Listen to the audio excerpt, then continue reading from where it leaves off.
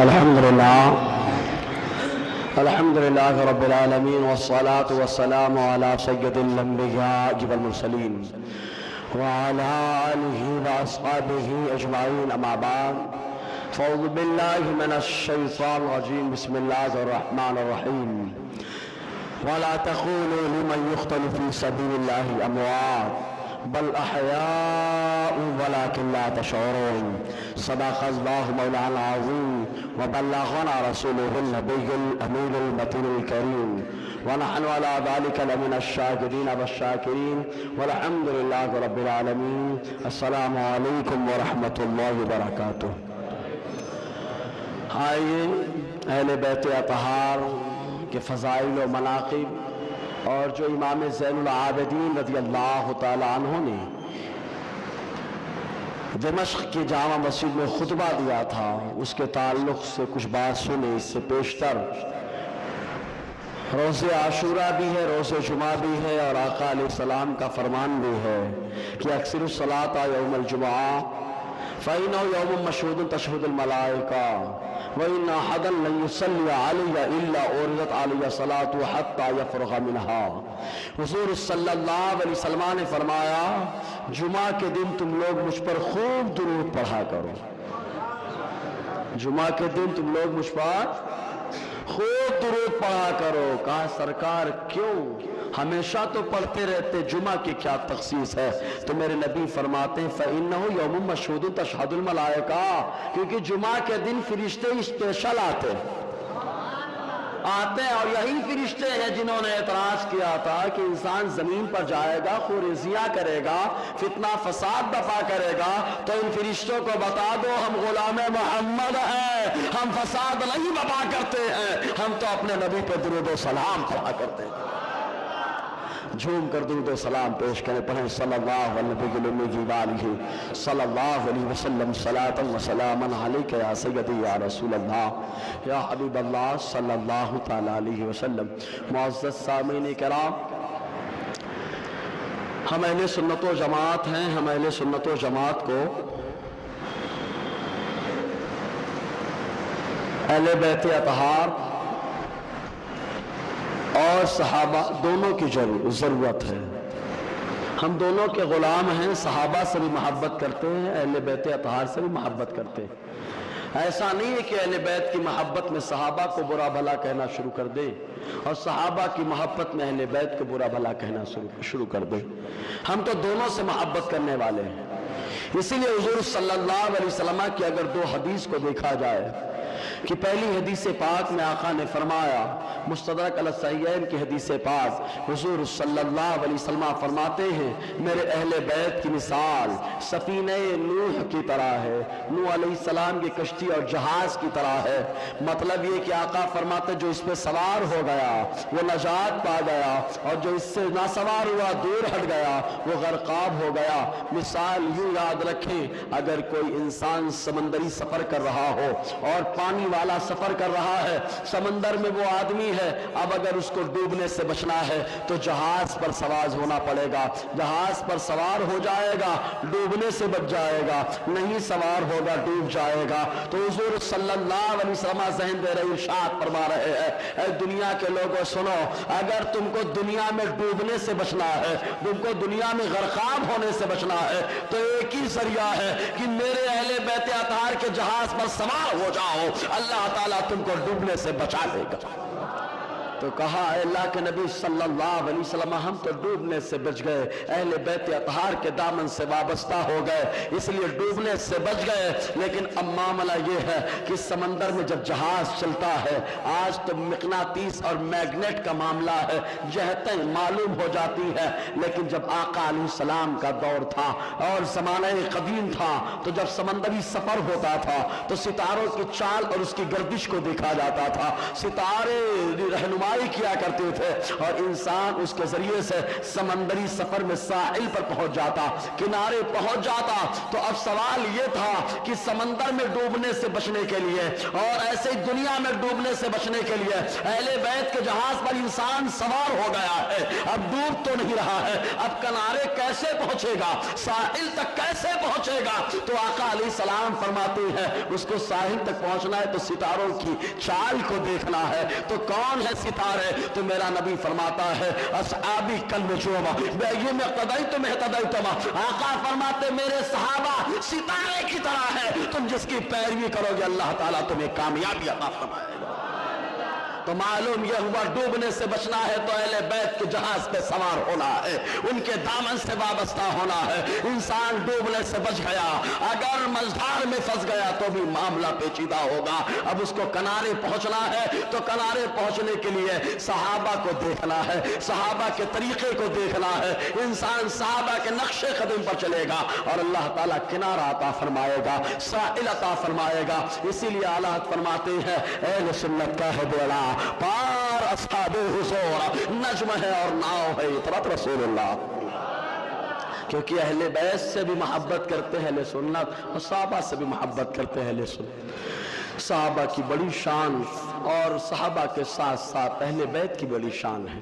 اب اہل بیت ہمارے دماغ میں ایک بات بیٹھی ہوئی ہے، اہل بیت صرف فاطمہ الزہرا کی آل کو کہا جاتا ہے، ایسا نہیں ہے۔ اہل بیت سکنا بھی ہیں، اہل بیت نفقہ بھی ہیں، اہل بیت نسبی بھی ہیں اور اہل بیت سببی بھی ہیں۔ اہل بیت سکنا کس کو کہتے ہیں؟ جو حضور صلی اللہ علیہ وسلم کے گھر میں رہتے ہیں ان رہنے والوں کو اہل بیت سکنا کہا جاتا ہے، اور جو آقا علیہ السلام جن کا خرچہ اپنے ذمے پر لیتے ہیں، جیسے اصحاب صفہ جن کا خرچہ آقا علیہ السلام کے ذمہ کرم پر تھا، وہ بھی مصطفیٰ کریم صلی اللہ علیہ وسلم کے اہل بیت ہے، لیکن کون سے کہا نفقہ والے ہیں، خرچ والے ہیں۔ تو ایک اہل بیت سکنا ہیں، ایک اہل بیت نفقہ ہیں اور ایک اہل بیت نسب ہیں، اور اہل بیت نسب جو ہے وہ کوئی اور نہیں ہے، وہی ہے جنہیں فاطمہ کا لال کہا جاتا ہے، فاطمہ کی آنکھوں کے تارے کہا جاتا ہے، وہی ہے جن کو حسنین کریمین کہا جاتا ہے۔ تو یہ اہل بیت نسبی ہیں، اور یاد رکھو سب کا نسب تو کیسا ہو کیسا نہ ہو، لیکن آقا علیہ السلام کا نسب ہمیشہ محفوظ رہا، ہمیشہ محفوظ رہا۔ کوئی یہ نہیں دعویٰ کر سکتا کہ میرا نسب بڑا اچھا ہے بڑا اچھا ہے، لیکن آقا علیہ السلام کی جو سچی اولاد ہے، آقا علیہ السلام کی واقعتاً اولاد ہے، ورنہ تو آج رافضی بھی اپنے آپ کو لگا رہے ہیں معاذ اللہ، سمجھ رہے کہ نہیں؟ رافضی لگا رہے کہ نہیں اپنے آپ نام کے آگے؟ رافضی شیعہ جبکہ پاخنڈی ہوتے ہیں، کمینے ہوتے ہیں، یہ شیطان ہوتے ہیں۔ یہ اب اللہ تبارک و تعالیٰ دیکھو شیعہ سید کیسے ہو جائے گا؟ رافضی ہو وہ کیسے سید ہو جائے گا؟ اس کے اندر گندگی موجود ہے، عقیدے کی گندگی موجود ہے، اعمال کی گندگیاں موجود ہیں، ان کے یہاں جو مطاع کا معاملہ ہوتا ہے وہ سب موجود ہوتا ہے، یہ گندگیاں موجود ہے، جبکہ اللہ تبارک و تعالیٰ قرآن میں فرما رہا ہے انما یرید اللہ لیذھب عنکم الرجس اہل البیت ویطہرکم تطہیرا۔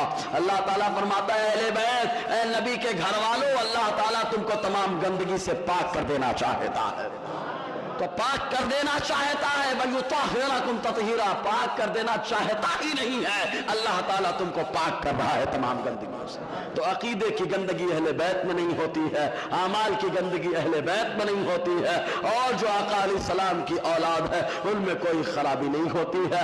اسی لیے اعلیٰ علی رحمت الرضوان نے فرمایا اگر کوئی بالفرض اگر کوئی آقا کی نسل سے ہے اور جب تک کفر یا گمراہی نہ ہو جائے تب تک وہ قابل تعظیم ہے، لیکن اگر کفر کر دیا یا گمراہی کر دیا تو اب خود بخود اس کی سیادت ختم ہو جاتی ہے، اس لیے کہ اللہ تعالیٰ تو پاک کر رہا ہے لیکن یہ ناپاکی میں خود پیر ڈال کر کے اپنے عقیدے کو خراب کر رہا ہے۔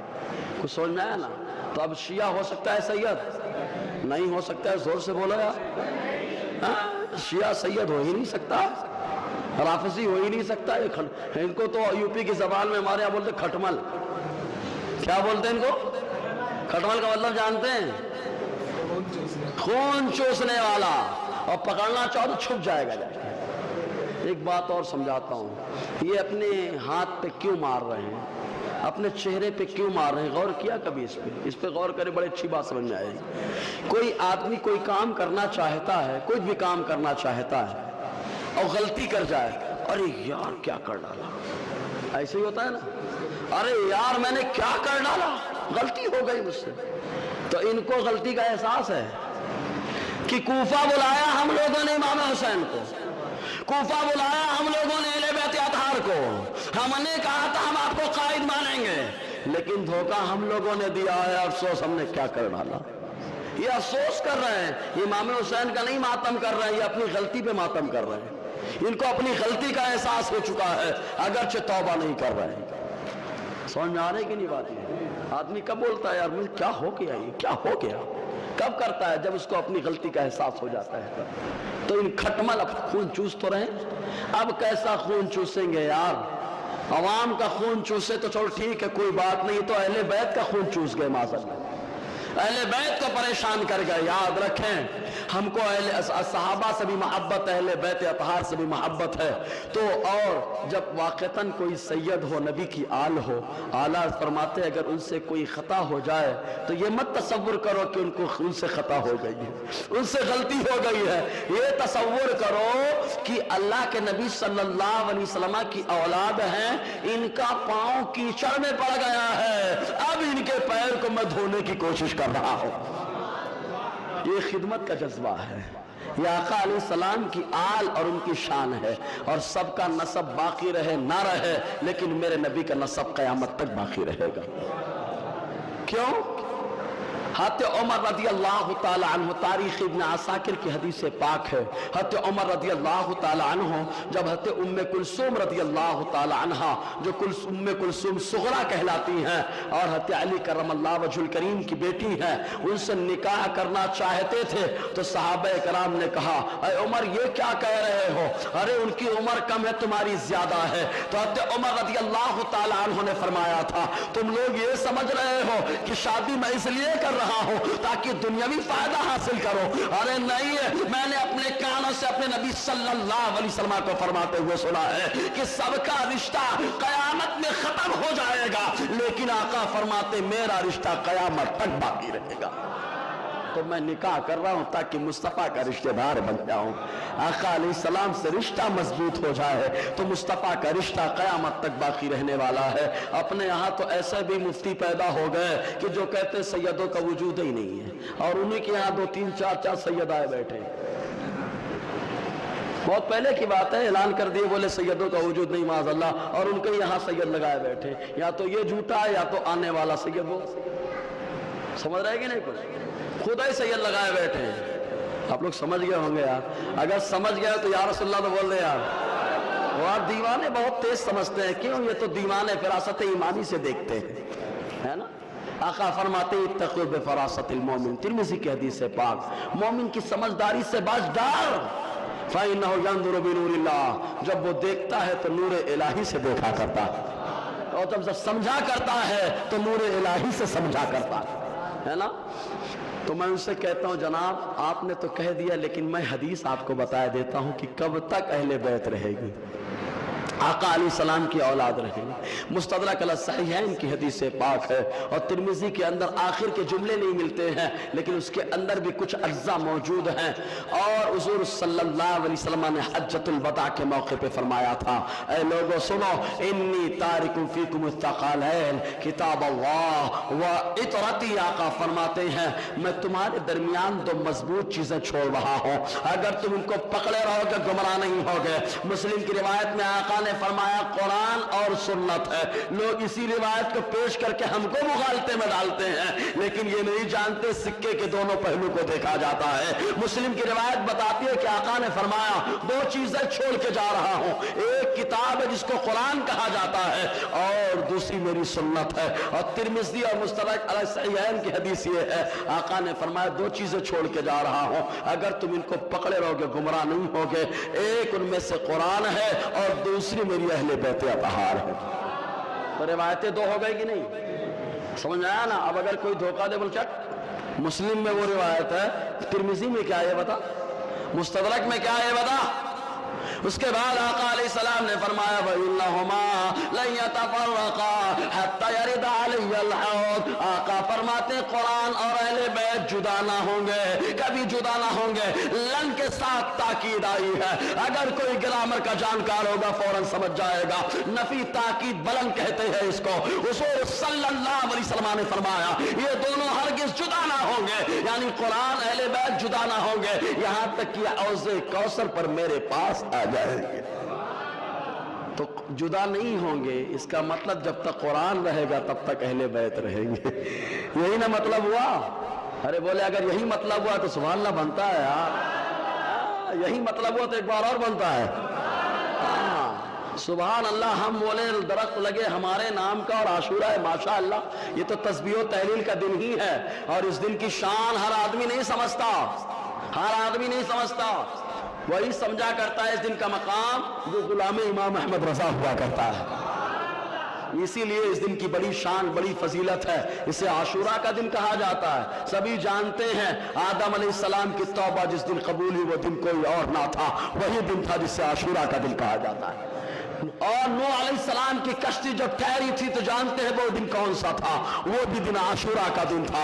जिस दिन यूनुस अलैहिस्सलाम को अल्लाह ताला ने मछली के पेट से बाहर निकाला था, वो दिन भी जो था वो भी आशूरा का दिन था। मालूम यह हुआ इस दिन में बड़े बड़े वाकयात पेश आए हैं, बड़े बड़े वाकयात पेश आए हैं। अहले सुन्नत सारे वाकयात को याद करते हैं और सारे वाकयात के साथ साथ अहले बैत के वाकयात को भी याद रखते हैं, है ना। तो अब इमाम ज़ैनुल आबिदीन ने क्या खुतबा दिया था, मैं खुतबा सुनाता हूँ। दुरूद शरीफ पढ़ लो। अल्लाहुम्मा सल्लि अला सय्यदना शफीअना हबीबना मौलाना मुहम्मद मालिक वसल्लम सलातन व सलामन अलैका या सय्यदी या रसूलल्लाह सल्लल्लाहु तआला अलैहि वसल्लम। चूंकि वक्त ना मिल सका इसलिए मैं डायरी में नहीं नोट कर पाया तो मैं सेव कर लिया मोबाइल में। एक बार और दुरूद शरीफ पढ़ ले। सल्लल्लाहु अलैहि वसल्लम सलातन व सलामन अलैका या सय्यदी या रसूलल्लाह सल्लल्लाहु तआला अलैहि वसल्लम। लोग कहते हैं कि जब यजीद के पास इमाम ज़ैनुल आबिदीन रज़ी अल्लाह तआला अन्हु गए तो उसने इतना अच्छा रवैया इख्तियार किया कि इमाम ज़ैनुल आबिदीन वहाँ से आने का नाम नहीं ले रहे थे, माज़अल्लाह। जबकि उन नादानों को तारीख का इल्म ही नहीं है। और इल्म हो कैसे? इल्म होता तो न गुस्ताखी करते और न बगावत करते। इल्म नहीं है तभी तो शरारत हो रही। मालूम है इमाम ज़ैनुल आबिदीन को गिरफ्तार किया गया था। अरे जो शुरू में गिरफ्तार कर रहा है वो बाद में रियायत करेगा, है? वो इमाम ज़ैनुल आबिदीन है। जब करबला का वाक़या पेश आया था तो मैदान करबला से मुस्तफ़ा की बारगाह में सलाम पेश किया था और इस्तिग़ासा पेश करते हुए कहते हैं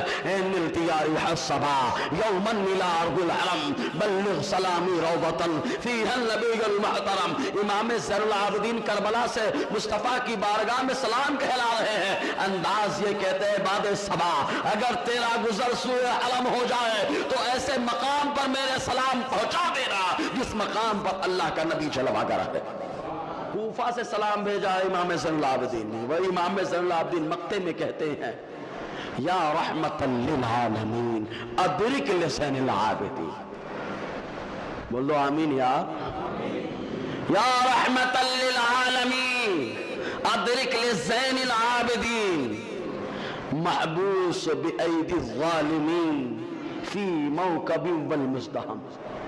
फरमाते हैं मतलब आका की बारगाह में इस्तिग़ासा कर रहे हैं, मदद चाह रहे अल्लाह के नबी सल्लल्लाहु अलैहि वसल्लम। आप तो सारे जहान के लिए रहमत बनकर तशरीफ लाए हैं। अदरिक लिज़ैनिल आबिदीन, ज़ैनुल आबिदीन की खबरगिरी फरमाए। जालिमों के हाथों में गिरफ्तार है और जालिमों ने बेड़ी में जकड़ करके जुलूस की शक्ल में उनका काफिला निकाला है। अल्लाह के नबी सल्लल्लाहु अलैहि वसल्लम हमारी खबरगिरी फरमाए। मुस्तफ़ा की बारगाह में इस्तिग़ासा पेश किया है और आका ने बता दिया अहले बैत और कुरान का दामन पकड़े रहना, गुमराह मत होना। अहले बैत इस्तिग़ासा पेश कर रहे हैं, मुस्तफ़ा से मदद तलब कर रहे हैं। मालूम यह वह परेशानी के मौके पर मुस्तफ़ा को मदद के लिए पुकारना ये तो कुरान का हुक्म था ही, कुरान के साथ साथ अहले बैत अतहार का भी तरीका बन चुका है। इसीलिए तो हम लोग कहते हैं या रसूल अल्लाह उन्ज़ुर, या हबीब अल्लाह इस्मा, इन्ननी फी बहर हम्मिन मुग़रक़ुन खुद यदी सहिल लना अश्काअना।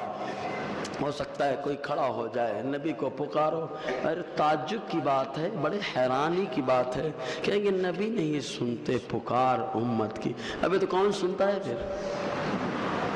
अगर नबी नहीं सुनते सुनता कौन है फिर? कुफार सुन रहे हैं। मैंने बताया ना ग़ज़वा बदर के मौके कुफार के मुर्दों ने सुन लिया।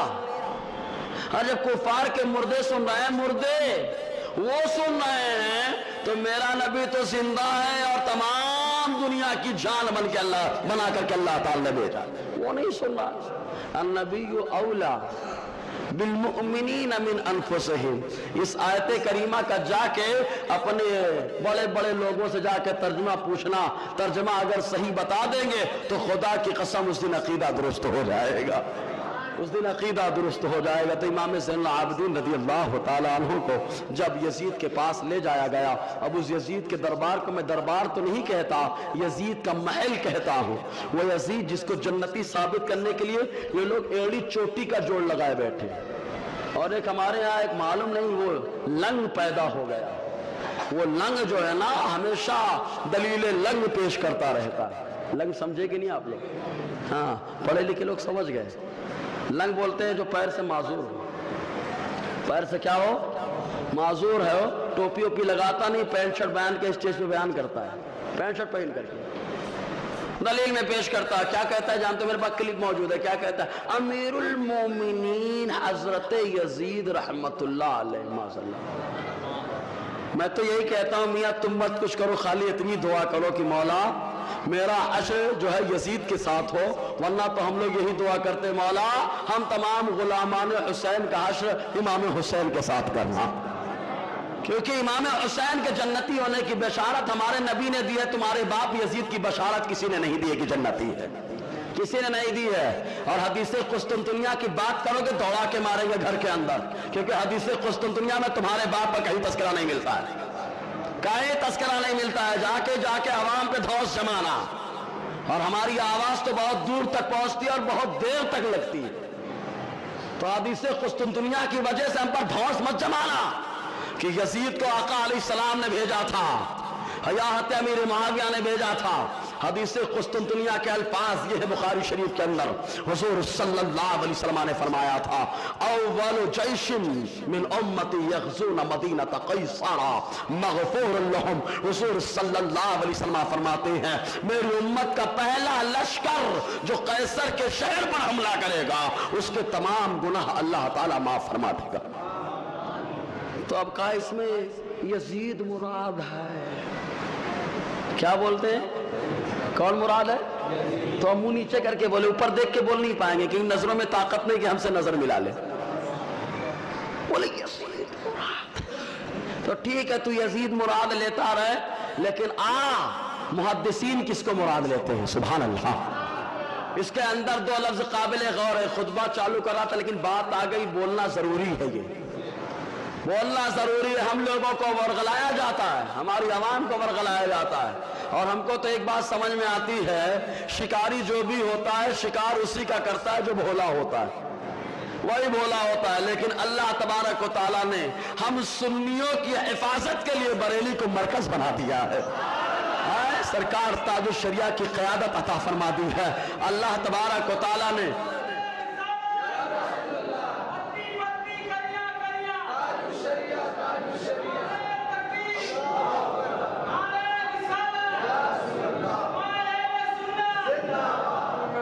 इसके अंदर दो लफ्ज काबिल गौर है। अभी तक तो जो है ऐसे समझाने के लिए, लेकिन अब इल्मी गुफ्तगू थोड़ा सुने। देखें हदीस कुस्तुनतुनिया जबरदस्ती जहां मुराद लेते हैं जाकर के, अगर वो लोग जो यजीद के चक्कर में पड़े इसी हदीस के बना पर, तो मैं कहूंगा अपने कान के खोट साफ कर लो, अपने कान को साफ करके सुनो हदीस। अगर अल्लाह ने तुमको इंसाफ की ताकत दी तो इंसाफ करने का जज्बा पैदा करो। देखो इसमें दो लफ्ज आए, एक अव्वल का लफ्ज आया है। कौन सा लफ्ज आया है? पकड़ लो अव्वल को, छोड़ना नहीं है, वही अव्वल वही आखिर। अव्वल का दामन पकड़ लो। और कहा उसके बाद एक लफ्ज आए कैसर का शहर। ये दो पकड़ना है, इन दो को आप पकड़ लोगे तो इनको दौड़ा डालोगे। کہا قیصر کے شہر پر جو پہلا لشکر حملہ کرے گا اللہ تعالیٰ اس کے تمام گناہوں کو معاف فرما دے گا۔ کہا قیصر کس کو کہتے ہیں؟ تو کہا قیصر روم کے بادشاہ کو کہا جاتا ہے۔ کہا روم کے بادشاہ کا لقب ہے قیصر۔ تو کہا روم کے شہر پر جو پہلا لشکر حملہ کرے گا وہ بخشا ہوا ہے۔ کون سا شہر؟ کون سا شہر؟ جو بادشاہ ہوتا ہے اس کا جتنا اس کے ملک میں جتنے شہر ہوتے سب اسی کے تو ہوتے ہیں۔ بولو ہمارے پی ایم کا شہر مالیگاؤں ہے کہ نہیں؟ کیونکہ سمجھانا ہے مجھے۔ مالیگاؤں بھی ہے، ناسک بھی ہے، ممبئی بھی ہے، اور آگے پیچھے بڑھتے رہو، سارے شہر اس کے شہر ہوتے ہیں۔ تو اللہ کے رسول نے فرمایا روم کے بادشاہ قیصر کا شہر۔ تو کہا قیصر کے شہر پر جو پہلا لشکر حملہ کرے گا وہ بخشا ہوا ہے۔ تو کہا روم کے شہر پر پہلا حملہ جو ہوا تھا وہ آقا علیہ السلام کے زمانے میں ہوا تھا، سن 8 ہجری میں ہوا تھا، اور اس کو غزوہ موتا کہا جاتا ہے۔ اگر اس کو دیکھا جائے عام شہر تو عام شہر کے اعتبار سے موتا پر حملہ ہوا ہے۔ مصطفیٰ نے بتا دیا غزوہ موتا میں جتنے میرے صحابہ شریک ہوئے سب کو اللہ تعالیٰ نے جنت کی بشارت عطا اللہ نے بخش دیا ہے، بخش دیا۔ اور یہی وہ غزوہ موتا ہے، یہی وہ غزوہ ہے۔ اسی غزوے کے موقع پر بخاری شریف کتاب الجنائز تو عام شہر مراد دیا جائے تو موتا مراد ہوگا، اور غزوہ موتا سن 8 ہجری میں پیش آیا۔ مصطفیٰ نے صحابہ کو روانہ فرمایا تھا، اور کتاب الجنائز بخاری شریف کی حدیث پاک حضور صلی اللہ علیہ وسلم اسی غزوے کے تعلق سے فرماتے ہیں۔ حضرت انس بن مالک بیان فرماتے ہیں حضور نے فرمایا پہلے جھنڈا زید کے ہاتھ میں ہوگا۔ کیا ہوگا ہاتھ میں؟ زور سے بولو، کیا ہوگا؟ سمجھانا ہے مجھے، کیا ہوگا؟ آج اگر جھنڈا آتا ہے تو آفت آ جاتی ہے۔ حضور صلی اللہ علیہ وسلم نے ایک موقع پہ فرمایا تھا اے علی سنو، خیبر کے موقع پر میں نے جھنڈا تمہارے ہاتھ میں دیا ہے، محشر کے موقع پہ اللہ تعالیٰ جھنڈا تمہارے ہاتھ میں عطا فرمائے گا۔ خیبر میں رب کے رسول عطا فرما رہے ہیں، محشر میں میرا رب حضرت علی کو جھنڈا عطا فرمائے گا۔ اور محشر میں آقا فرماتے مجھ سے کہا جائے گا اے اللہ کے نبی صلی اللہ علیہ وسلم نعم الاب ابو کا ابراہیم، نعم الاخ اخو کا علی بن ابی طالب۔ محشر کے دن مجھ سے کہا جائے گا اے اللہ کے نبی صلی اللہ علیہ وسلم باپ میں سب سے بہترین باپ آپ کے باپ ابراہیم علیہ السلام ہے، اور بھائیوں میں سب سے بہترین بھائی آپ کے بھائی علی بن ابی طالب ہے۔ محشر کے دن کہا جائے گا۔ تو عام شہر مراد دیا جائے تو موتا۔ سمجھ میں آ رہا ہے کہ نہیں؟ آ رہا ہے نا؟ ہاں تھوڑی علمی گفتگو ہو جاتی ہے تو ہم لوگ تھوڑی علمی گفتگو تو جھپکی مار دیتے ہیں۔ جہاں جھپکی ماریں گے موسیٰ علیہ السلام نے رب سے پوچھا مولا تجھے اونگ نہیں آتی؟ تفسیر کبیر مقدمے کے اندر مولا تجھے اونگ نہیں آتی، نیند نہیں آتی؟ اللہ تعالیٰ نے خالی سمجھانے کے لیے کہا ہے موسیٰ 2 شیشیاں اپنے ہاتھ میں لے لو۔ حضرت موسیٰ علیہ السلام نے 2 شیشیاں ہاتھ میں لے لی، مقدمہ تفسیر کبیر کے اندر موجود ہے۔ امام فخر الدین رازی نے لکھا فرماتے ہیں 2 ہاتھ میں شیشیاں لی، اور اللہ تعالیٰ فرمایا لیے رہو شیشیوں کو، دیکھتے رہو دیکھتے رہو۔ حضرت موسیٰ علیہ السلام دیکھتے رہے، پلک جھپکی شیشی گری پھوٹ گئی، پلک جھپکی شیشی گری پھوٹ گئی۔ اللہ تعالیٰ نے فرمایا موسیٰ دیکھا پلک جھپکتے ہی نیند آتے ہی دونوں شیشیوں کا نظام خراب ہو گیا، اگر مجھے نیند آ جائے تو دونوں جہاں کا نظام خراب ہو جائے گا۔ اسی لیے اللہ تعالیٰ کو اونگ نہیں آتی ہے، نیند نہیں آتی ہے، تو تھوڑا اونگ آتی ہے تو نظام خراب ہوتا ہے۔ اونگ نہیں آنی چاہیے نا، اگر نہ آئے تو ایک بار بول لو یا رسول اللہ۔ غزوہ موتا ہے پہلا اگر مراد لو تو سن 8 ہجری میں حضرت انس بن مالک نے فرمایا کہ زید کے ہاتھ میں جھنڈا ہوگا، زید شہید کر دیے جائیں تو اس کے بعد جھنڈا جعفر کے ہاتھ میں ہوگا، اور جعفر شہید کر دیے جائیں تو جھنڈا عبداللہ ابن رواحہ کے ہاتھ میں ہوگا، اور اس کے بعد حضور نے لشکر کو روانہ فرمایا۔ غزوہ موتا روم میں جنگ ہو رہی ہے، کہاں ہو رہی ہے جان؟ لوگ بولتے ہیں پیٹ کے پیچھے کی خبر نہیں، ابے اٹھا بخاری کی حدیث، یہی حدیث کتاب الجنائز کی، روم میں جنگ ہو رہی ہے، میرا نبی مسجد میں بیٹھا ہوا ہے، مسجد میں بیٹھے ہوئے آقا علیہ السلام فرماتے جھنڈا زید کے ہاتھ میں ہے، اب زید شہید کر دیے گئے ہیں، اب جھنڈا جعفر طیار نے اٹھایا ہے، جعفر طیار شہید کر دیے گئے ہیں، اب جھنڈا عبداللہ ابن رواحہ نے اٹھایا ہے، وہ بھی شہید کر دیے گئے ہیں، اب جھنڈا اللہ کی تلوار نے لیا ہے اور اللہ تعالیٰ نے انہیں فتح سے ہمکنار فرمایا۔ آقا علیہ السلام مسجد میں بیٹھ کر رپورٹنگ فرما رہے ہیں، مشاہدہ فرما رہے ہیں، آقا صحابہ کو بتا رہے ہیں، اور صحابہ نے مان لیا سرکار آپ کہہ رہے ہیں تو ضرور صحیح کہہ رہے ہیں۔ گویا کہ صحابہ کا یہی عقیدہ ہے کہ مصطفیٰ سے کوئی چیز نہیں چھپا اور کوئی چیز نہیں چھپی، اور جب صحابہ کا وہ عقیدہ ہو گیا تو اسی کا ترجمانی تو بریلی کا تاجدار کر رہا ہے، اور کوئی غیب کیا تم سے نہا ہو بھلا جب نہ خدا ہی چھپا تم پہ کروڑ ہے نا۔ تو یہ غزوہ موتا، اور اگر یہ کہے کھڑا ہو کے، کیونکہ یہ لوگ جو ہے نا ہمیشہ اپنی منوانے کے چکر میں رہتے ہیں، حوالہ نہیں رہتا ان کے پاس، ایک بھی حوالہ نہیں رہتا ہے، میرا تجربہ ہے 8 سال ہو گئے ان کے درمیان رہتے ہوئے، کوئی حوالہ نہیں ہوتا ہے، خالی بس امیر ہے امیر، تجھے تیرا امیر مبارک ہو، مجھے میرا غریب الوطن امام حسین مبارک ہے، غریب الوطن لیکن شفاعت کرے گا گنہگاروں کی، کیونکہ شہید ہے، آقا فرماتے شہید بھی شفاعت کرے گا، اہل بیت صحابی ہے وہ بھی شفاعت کرے گا۔ ارے یہ بھی نہیں سوچتا کہ یزید تو صحابیت سے مشرف ہے کہ نہیں؟ اچھا انبیاء اور مرسلین کے بعد سب سے افضل کون ہے؟ زور سے بولو یار، زور سے بولیے نا، صحابہ افضل ہے تو کہا امام حسین کون ہے؟ سبحان اللہ سبحان اللہ، کون ہے؟ کون ہے؟ صحابی رسول ہے، اور پھر بھی یزید کو ان کے سامنے اہمیت دی جا رہی، تعجب کی بات ہے یار، اور پھر کہتے ہیں ہم سارے صحابہ کو مانتے ہیں، ارے سارے صحابہ کو تم نہیں ہم مانتے، ہم مانتے ہیں سارے صحابہ کو۔ تو غزوہ موتا مراد ہے، اور یہ کہیں نہیں نہیں یہ نہیں لیں گے ہم تو خالی دارالحکومت مراد لیں گے، دارالحکومت راجدھانی مراد لیں گے۔ کہا راجدھانی، تو کہا ٹھیک ہے، راجدھانی تو روم کی 2 ہوئی ہیں، ایک اولڈ ایک نیو دلی پرانی دلی، بہت آسان ہو جائے گا سمجھانا۔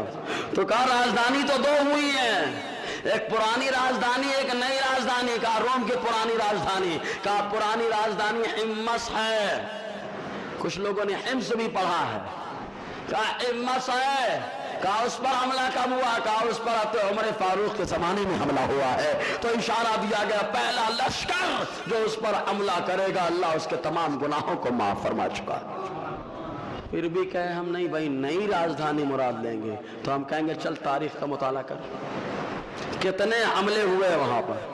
کہا 4 حملے یزید کے جانے سے پہلے ہو چکے تھے۔ کتنے حملے؟ 4 حملے ہو چکے تھے، 5ویں میں تمہارا باپ گیا تھا، وہ بھی گیا نہیں تھا، اس کو بھیجا گیا تھا، حتی امیر معاویہ نے زبردستی بھیجا تھا۔ ارے آقا نے 5ویں کے بارے میں فرمایا کہ پہلے کے بارے میں فرمایا ہے؟ ارے یار یہاں اول کا لفظ آیا، اول کبھی پنجم ہو سکتا ہے، اور اگر کوئی اول کو پنجم کہہ لے تو سمجھ لینا کہ اس کی پڑھائی میں مسٹیک ہے، اول کا مطلب نہیں سمجھتا ہے۔ ابھی جب اول کا مطلب نہیں سمجھتا ہے تو عالم بنا کے بیٹھا ہے، کیوں بنا ہے؟ سمجھ میں آنا؟ تو 5ویں حملے میں تھا تمہارا باپ یزید، پھر بھی بشارت دے رہا ہوں، اور اس کے علاوہ سب کچھ مان لیں، ہر طریقے سے مان لیں، تب بھی حضور نے فرمایا گناہ بخشے ہوئے ہیں۔ اس کا مطلب یہ کب ہو گیا کہ یزید جنتی ہو گیا؟ آقا فرماتے ہیں اگر 2 مسلمان آپس میں مصافحہ کرتے ہیں، یہ وطیرہ تو سنیوں کا ہے، آپس میں مصافحہ کرتے ہیں، آقا فرماتے ہیں جدا ہونے سے پہلے اللہ تعالیٰ دونوں کے گناہوں کو معاف فرما دیتا ہے۔ تو کیا جنتی ہو گئے؟ بول جنتی ہو گئے کیا؟ نہیں ہوئے نا، گناہ معاف ہو گیا، گناہ کا معاف ہونا اور ہے، جنتی ہونا اور ہے۔ تو آقا نے فرمایا مغفور لہم، گناہ بخش دیے۔ سمجھ میں آیا؟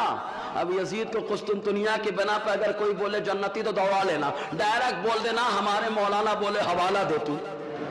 ابھی ایک میٹر آیا ہے، ایک صاحب اپنے آپ کو لگا رہے تھے، فون لگایا، پہلے دن چاند نکلا، انہوں نے کہا تعویذ گلے میں پہننا شرک ہے اگرچہ قرآنی آیات پر مشتمل ہو، ہاں، اور مرنے کے بعد بخشش بھی نہیں ہوگی۔ کتنا ڈینجر جملہ بول ڈالا، ہاں ریکارڈنگ ہے، ماشاءاللہ ریکارڈنگ بھی ہے نا۔ تو اتنا خطرناک، بولے شرک ہو جائے گی، مرنے کے بعد بخشش بھی نہیں ہوگی اگرچہ قرآنی آیت پر مشتمل ہو۔ ارے ہم کو بعد میں بتا، پہلے تیرے لوگ زیادہ کر رہے ہیں، تیرے لوگ زیادہ کر رہے ہیں، ان کو سمجھا جا کے وہ روحانیت کے زیادہ پیشوا بننے کے چکر میں ہے۔ ارے جس کے اندر روح ہی نہیں، وہ روحانیت کیا پیدا کرے؟ ہم فون لگایا، ہم بھی ممبئی میں پہلا ہی دن تھا شاید، ہے نا، پہلا دن تھا، میں پہنچا تھا، فون لگایا انہوں نے، میں نے کہا ٹھیک ہے آپ نے حدیث بتائی، وہ بھی ابو داؤد شریف، اور ابو داؤد کی حدیث میرے نظر میں ہے کون ہے وہ، تو میں نے کہا ٹھیک ہے اسکین لے لو ان سے۔ کیا لے لو؟ اسکین لے لو۔ جب اسکین لینے کی بات آئی، نام بھی معلوم ہے ہم لوگوں کو، سب معلوم ہے، لیکن نام نہیں بتانا چاہتا، لیکن اتنا بتانا چاہتا ہوں، دیکھو علم کی دہشت کیا ہوتی ہے۔ میں نے کہا اسکین لے لو، حوالہ لے لو۔ جب اسکین لینے کی باری آئی تو جناب والا 2-3 دن بعد آ کر کے معافی مانگ رہے ہیں کہ مجھ سے غلطی ہو گئی، میں نے جو کہا وہ غلط تھا۔ ارے تم کو آج احساس ہو رہا ہے، تمہارے لوگوں کو بہت پہلے احساس ہو چکا تھا، لیکن احساس ہونے کے باوجود ظاہر نہیں کر رہے۔ سمجھ رہے کہ نہیں؟ اتنی شرارت کر۔ اب اس پہ تو تعویذ کے بارے میں لٹکا ڈالے۔ ارے تعویذ کس نے پہنا ہے معلوم ہے کچھ؟ تعویذ پر جب میں گفتگو کروں، خدا کی قسم فیض اعلیٰ حضرت ہوگا، دلائل کے انبار لگیں گے۔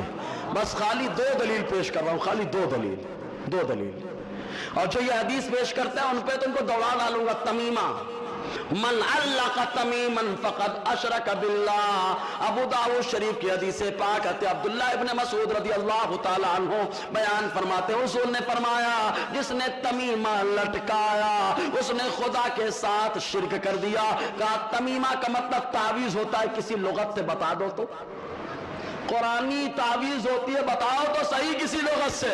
کہا پھر کیا مطلب ہوتا ہے؟ کہا زمانے جاہلیت کی بات ہے، زمانے جاہلیت میں بڑی شرارتیں تھیں، تو لوگ گلے میں خوب سیپیاں بنا کے پہن لیتے تھے۔ دیکھنا آدی واسیوں سیپیوں بنا کے گلے میں خوب پہن لیتے ہیں، نہیں پہن لیتے ہیں؟ خوب پہن لیتے ہیں، اور ان کو سب کچھ سمجھتے ہیں، کچھ بھی ہوگا سب کچھ چوما چاٹی، مطلب سب بھگوان وہی ہے سب، سمجھے کہ نہیں؟ تو آقا علیہ السلام نے ان لوگوں کے رد میں فرمایا من علق تمیما فقد اشرک باللہ، جس نے تمیمہ لٹکایا اس نے خدا کے ساتھ شرک کیا، اور جس نے تعویذ لٹکایا اس نے تو انبیاء کے طریقے پر عمل کیا ہے۔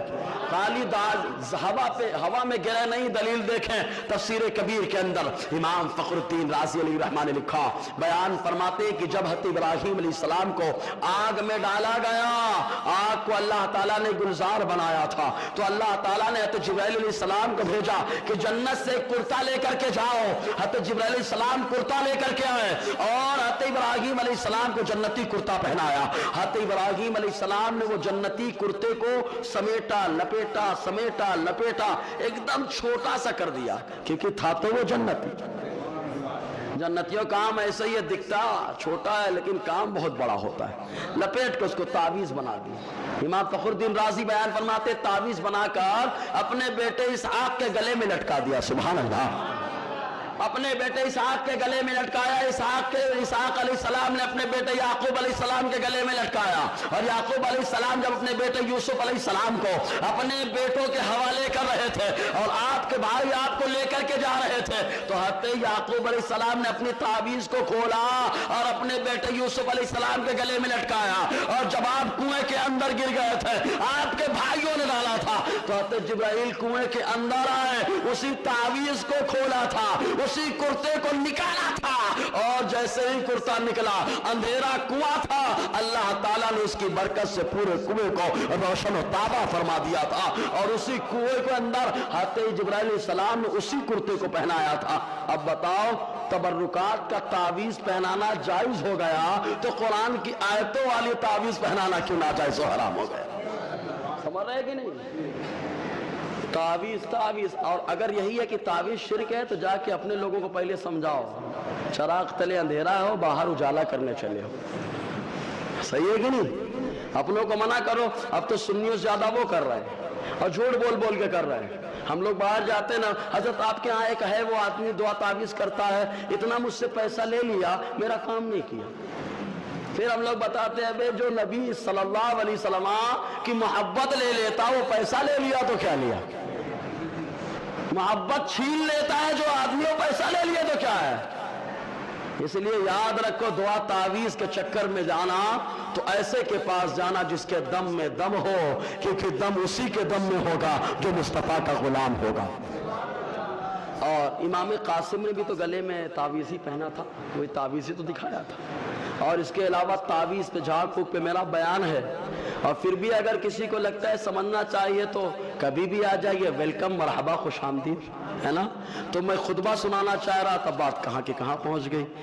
تو آتے امام زین العابدین رضی اللہ تعالیٰ عنہ جب یزید کے پاس گئے تو یزید نے قید نظر بند کر دیا، تو آپ نے اس سے کہا تھا، جملے یہ تھے، قال الامام علی بن الحسین یا یزید اذن لی ان اصعد هذه الاعواد ای المنبر فاتکلم بکلمات للہ فیہن رضا وللہ ولہؤلاء الجلساء فیہن اجر وثواب۔ چنانچہ امام زین العابدین نے یہ فرمایا، اے یزید مجھے اجازت دے میں منبر پر کھڑے ہو کر کچھ ایسی باتیں کروں، کچھ اللہ کے ایسے پیغامات لوگوں کو سناؤ جس میں اللہ خوش ہو جائے اور لوگوں کو حقیقت معلوم ہو جائے اور اللہ تعالیٰ مجھے اجر و ثواب عطا فرما دے۔ فابا یزید علیہ ذلک، یزید نے اس گزارش کو رد کر دیا۔ یزید نے اس گزارش کو کیا کر دیا؟ یہ یزید ہے تمہارا باپ جو گزارش کو رد کر رہا ہے، لیکن آؤ جو امیر ہوتا ہے وہ کیسا ہوتا ہے، تو آؤ عمر کی بارگاہ میں چلتے ہیں۔ حضرت عمر رضی اللہ تعالیٰ عنہ منبر رسول پر ہے، خطبہ دے رہے ہیں۔ حضرت امام حسن رضی اللہ تعالیٰ عنہ تشریف لائے اور آنے کے بعد کہا، اتر جائیے، یہ منبر ہمارے باپ کا ہے، ہمارے نانا کا ہے۔ حضرت عمر رضی اللہ تعالیٰ عنہ نیچے اترتے ہیں اور سینے سے لگاتے کہتے، ہاں حضور، ہاں آقا، یہ منبر تو خالی آپ کے نانا اور آپ کے گھرانے کا ہے۔ یہ عمر رضی اللہ تعالیٰ عنہ کا طریقہ تھا، نیچے اتر گئے۔ یہ دیکھو تمہارا باپ اجازت بھی نہیں دے رہا ہے، اجازت بھی نہیں دے رہا ہے۔ فابا یزید علیہ ذالک، یزید نے منع کر دیا۔ لوگوں نے، اب لوگوں میں ایک تجسس تھا نا، کیا ہوا، کیا واقعہ تھا، سمجھ میں تو آنا چاہیے کربلا کا معاملہ کیا تھا معاملہ۔ تو لوگوں میں تجسس تھا، تو لوگوں نے کہا، یا یزید اذن لہ فلیصعد المنبر فلعلنا نسمع منہ شیئا، اے یزید انہیں اجازت دے تاکہ یہ منبر پر چڑھیں اور ایسی باتیں بتائیں کہ ہم کو بھی کچھ معلوم پڑے۔ چنانچہ یزید نے لوگوں کو جب دیکھا تو لوگوں کو دیکھنے کے بعد کہتا ہے، ان صعدا لم ينزل الا بفضیحتی وبفضیحت آل ابی سفیان۔ چنانچہ یزید نے کہا، اگر یہ منبر پر چڑھ گئے تو اس وقت تک منبر سے نہیں اتریں گے جب تک میں لوگوں کے سامنے رسوا نہ ہو جاؤں، جب تک میں لوگوں کو سامنے رسوا نہ ہو جاؤں۔ تمہارے باپ کو رسوائی کا احساس تھا لیکن تم کو نہیں، اس کو معلوم تھا چلیں گے منبر پر بیان کریں گے تو بھانڈا پھوٹ جائے گا ہمارا، ہماری ساری سیاست اور مگر مچھ کے جو آنسو ہم نے نکالے ہیں سب کا بھانڈا پھوٹ جائے گا، اس لیے وہ اجازت نہیں دے رہا تھا۔ پھر لوگوں نے بہت ضد کیا، بہت ضد کیا، فما یزالون به حتی اذن له، لوگ کہتے رہے یہاں تک کہ اس نے اجازت دی۔ حتی امام زین العابدین منبر پر چڑھے، منبر پر چڑھنے کے بعد ثم خطب خطبۃ بکیت منها العیون واجلت منه القلوب، ایسا خطبہ دیا کہ لوگوں کے آنکھ سے آنسو بہنے لگے اور دل تھرانے لگے۔ آپ نے خطبے میں کہا تھا، اے لوگوں سنو، ایھا الناس اعطینا ستہ وفضلنا بسبع، اللہ تبارک و تعالیٰ نے ہم کو 6 چیزیں عطا فرمائی ہیں اور 7 چیزوں سے اللہ تعالیٰ نے ہم اہل بیت کو فضیلت عطا فرمائی ہے۔ جو اللہ نے 6 چیزیں عطا فرمائی، نمبر 1 آپ کہتے ہیں العلم، اللہ نے علم ہم کو عطا فرمایا ہے۔ ارے باب العلم کون ہے؟ امام زین العابدین کے دادا ہے، حضرت علی کرم اللہ وجہ الکریم ہے، جن کو مصطفیٰ نے فرمایا تھا، اے لوگوں سنو، انا مدینۃ العلم علی بابها، میں علم کا شہر ہوں اور علم کا دروازہ کوئی ہے تو میرا داماد، میرا بھائی علی مرتضیٰ ہے۔ تو فرماتے اللہ نے علم عطا فرمایا، نمبر 1۔ نمبر 2 علم، بردباری، برداشت کرنے کی طاقت۔ نمبر 3 سماحت، سخاوت بھی بہت زبردست ہے۔ سب کو معلوم ہے روزہ رکھا گیا ہے اور روزہ رکھنے کے بعد روٹی پک چکی ہے اور 3 دنوں تک مسلسل مانگنے والا آیا اور اٹھا کر کے اس کو دے دیا۔ یہ ہے اہل بیت کا گھرانہ، شان سخاوت اسے کہتے ہیں کریمی، خود بھیگتے اور خود کہے منگتے کا بھلا۔ تو کہا 3۔ نمبر 4 فصاحت، نمبر 5 شجاعت، بہادری ہے۔ اللہ تعالیٰ نے زبردست بہادری عطا فرمائی۔ نمبر 3 والمحبہ فی قلوب المؤمنین، مومنوں کے دل میں محبت، اہل بیت سے محبت۔ تو یہ 6 چیزیں اللہ نے اہل بیت کا عطا فرمائی۔ فرماتے ہیں اس کے بعد اللہ نے 7 چیزوں سے ہم لوگوں کو فضیلت عطا فرمائی۔ نمبر 1 فرماتے ہیں من النبی المختار محمد صلی اللہ علیہ وسلم۔ نمبر 1 فرماتے ہیں ہم اہل بیت ہیں، ہمارے گھرانے سے اللہ تبارک و تعالیٰ نے نبی مختار کو پیدا فرمایا ہے۔ یعنی اہل بیت کی شان ہے مصطفیٰ، مرکز و محور ہے مصطفیٰ، منبع ہے مصطفیٰ، لیکن اس میں ایک جملہ جو استعمال ہوا وہ قابل غور، لفظ کیا تھا؟ نبی مختار۔ کیا فرمایا؟ مختار کا مطلب کیا ہوتا ہے؟ با اختیار نا؟ کیا ہوتا ہے؟ ارے اختیار والا، پاور والا، ارادے والا۔ تو امام زین العابدین نے خطبے میں بتایا لوگوں سنو، ہمارے نانا جان آقا علیہ السلام بے اختیار نہیں ہے، اللہ تعالیٰ نے ان کو با اختیار بنا کر کے بھیجا، اسی لیے وہ مختار ہے۔ فرمایا پہلی فضیلت یہ ہے کہ نبی مختار ہم میں سے ہے، اور دوسری فضیلت یہ ہے کہ صدیق ہمیں میں سے ہے۔ نمبر 3 طیار ہمیں میں سے ہے، اسد اللہ اور اسد و رسول اللہ ہمیں میں سے ہے، اور آقا علیہ السلام کے دونوں نواسے ہمیں میں سے ہے۔ فرماتے من عرفنی فقد عرفنی، جس نے اس کو جانا اس نے جانا، اور ومن لم یعرفنی انبأتہ بحسبی ونسبی، اور جو نہ جان سکا ہم لوگوں کو ابھی سے ہم اس کو بتائے دیتے ہیں اپنے گھرانے کے بارے میں۔ پھر آپ نے اپنے گھرانے کا تذکرہ فرمایا، اتنا زبردست تذکرہ فرمایا، تقریباً 20 یا 30 لائن میں خالی اپنے گھرانے کی فضیلت بیان فرمائی۔ سبحان اللہ بنتا ہے یار، وقت نہیں ہے ورنہ گناتا میں کیسے الفاظ تھے۔ فضیلت گنائی، اور جب فضیلت سنے لوگ ایک دم ہنگامہ بپا مسجد میں، لوگ رو رہے ہیں، ایک دم پورا ماحول ایک دم یزید کے خلاف بن گیا۔ یزید کو ڈر لگا، چونکہ کرسی کا ڈر بہت خطرناک ہوتا ہے یار، اگر کرسی کا ڈر کسی کو نہیں ہوتا ہے تو وہ آقا علیہ السلام کا وارث ہوا کرتا ہے، وہی کرسی کا ڈر نہیں کرتا ہے۔ کیا نہیں معلوم ہے میرے مفتی اعظم سبحان اللہ سبحان اللہ، نسبندی کا معاملہ آیا، کرسی سے نہیں خوف کا ہے، لوگ ڈر گئے۔ کیا نہیں معلوم کہ 3 طلاق کا مسئلہ اٹھا تو ہمارے وہ لوگ جن کو کرسی کا خوف نہیں تھا ممبر پر بیٹھ کے بول رہے تھے، کیونکہ کرسی پر ہر کوئی بیٹھتا ہے لیکن ممبر پر وہی بیٹھتا ہے جو آقا کا وارث ہوا کرتا۔ کرسی کا خوف تھا اس کو، دہشت، اور کرسی کے خوف نے تو ہرقل سے ایمان چھین لیا، کرسی کے خوف نے ہرقل سے ایمان چھین لیا، کیونکہ ہرقل جو بادشاہ، بخاری شریف کی حدیث پاک ہے کہ جب آقا علیہ السلام نے نبوت کا اعلان فرمایا تو ہرقل کو معلوم ہوا۔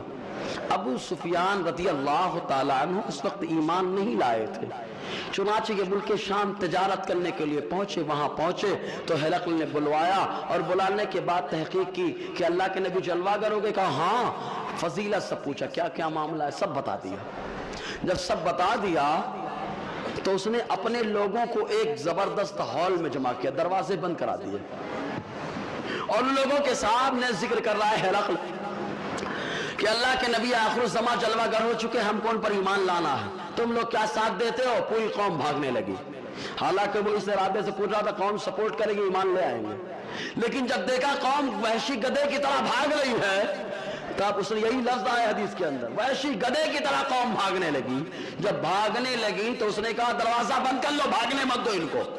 سب کو روکا گیا، لوگوں نے روکنے کے بعد ہرقل کہتا ہے ارے میں تو تم لوگوں کو آزما رہا تھا کہ تم لوگ اپنے نبی کا کلمہ پڑھتے ہو یا نبی آخر الزمان کا کلمہ پڑھو گے۔ جب تم لوگوں کی آزما لیا میں نے کہ تم لوگ اپنے مذہب پر اٹل رہو گے، تو اب آزمائش میں کھڑے اترے ہو، میں بھی ان کا کلمہ نہیں پڑھنے والا۔ تو کرسی کے ڈر نے تو اس کو بھی ایمان سے محروم کر دیا۔ یزید نے فوراً دیکھا ماحول خراب، مؤذن سے کہتا ہے اذان دو۔ اذان جمعہ کے دن خطبہ ہو رہا تھا، فوراً مؤذن نے اذان شروع کر دی۔ جب مؤذن اذان دینے لگا تو مؤذن اذان دیتے ہوئے کہہ رہا ہے کیا؟ اللہ اکبر اللہ اکبر۔ جب مؤذن نے اللہ اکبر کہا تو امام زین العابدین نے فرمایا لا شیء اکبر من اللہ، اللہ سے بڑی کوئی چیز نہیں، بولے سبحان اللہ، اللہ سے بڑی کوئی چیز نہیں ہے، کوئی چیز نہیں ہے، اللہ اکبر۔ اس کے بعد مؤذن نے کہا پھر अशहदु अल्ला इलाहा इल्लल्लाह। इमाम ज़ैनुल आबिदीन ने फरमाया शहीद बिया शारी व बशरी व लहमी व दमी, मैं गवाही देता हूँ कि अल्लाह के सिवा कोई लायक इबादत नहीं है। फरमाते मेरे बाल भी गवाही देते हैं, मेरा गोश्त भी गवाही देता है, मेरा खून का हर खतरा गवाही देता है कि अल्लाह के अलावा कोई लायक इबादत नहीं। उसके बाद मौसिम कहता है अशहदु अन्ना मुहम्मदुर रसूलुल्लाह। जैसे मौसिम ने ये कहा इल्तफता मिन फौकिल मिंबर इला यजीद, हज़रत इमाम ज़ैनुल आबिदीन मिंबर ही पर बैठे हुए यजीद की तरफ मुतवज्जो हो गए और मुतवज्जो होकर के यजीद से कहा, फरमाया मुहम्मदुन हादा जद्दी अम जद्दुका या यजीद। ऐ यजीद, न अजान के अंदर जिनका नाम लिया जा रहा है ये मेरे ना दादा हैं या तेरे दादा हैं, मेरे दादा हैं या तेरे दादा हैं। उसके बाद का इल्जाम था अल्लाहु जद्दुका फकत कज़बता व इल्जाम था अल्लाहु जद्दी फलिमा कतलता इतरतहु। चुनांचे आपने फरमाया अगर तू ये गुमान करे, बयान करे कि ये तेरे दादा है तो तू झूठ बोलता है क्योंकि ये हमारे दादा है, और अगर तू ये बयान करता है कि ये हमारे दादा हैं तो फिर क्यों इनके अहले बैत को तूने कत्ल किया, क्यों कत्ल किया? सवाल किया। उसके बाद अजान मुकम्मल हुई, नमाज पढ़ी गई, लेकिन बात पूरी नहीं होने दिया यजीद ने। बहरकैफ अल्लाह तबारक व तआला हम सबको अहले बैत और सहाबा से मोहब्बत का जज्बा अता फरमाए, इनकी मोहब्बत अमली और एतकादी अंदाज में हम सबको अता फरमाए। अस्सलामु अलैकुम व रहमतुल्लाहि व बरकातुहू।